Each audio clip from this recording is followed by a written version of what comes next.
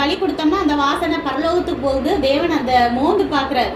அப்பா, எந்த கெட்டவனும் இல்ல, பூமியை பாக்குறாரு, ஒரு கெட்டவன் கூட இல்ல, எல்லாம் செத்து ஒரு க்ளோஸ் ஆயாச்சு.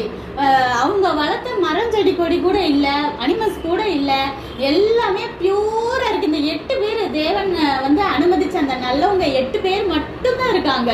அவருக்கு ரொம்ப ஒரு பக்கம் அழிச்சிட்டோமே மனசு கஷ்டமா இருந்தா, ஒரு பக்கம் பார்த்தா எல்லாரும் எப்படிதான் இருந்திருப்பாங்க, 8 பேரும் நல்லவங்களா தான் மட்டும்தானே இருந்திருப்பாங்க. அவருக்கு கொஞ்சம் நல்லா ஹாப்பி ஆயிட்டாரு.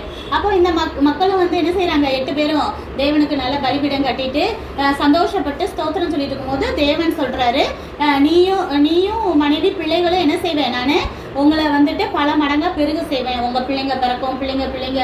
ஏன்னா 8 பேர் தானே வெறுமனே இந்த உலகத்திலே இருக்காங்க பாருங்க.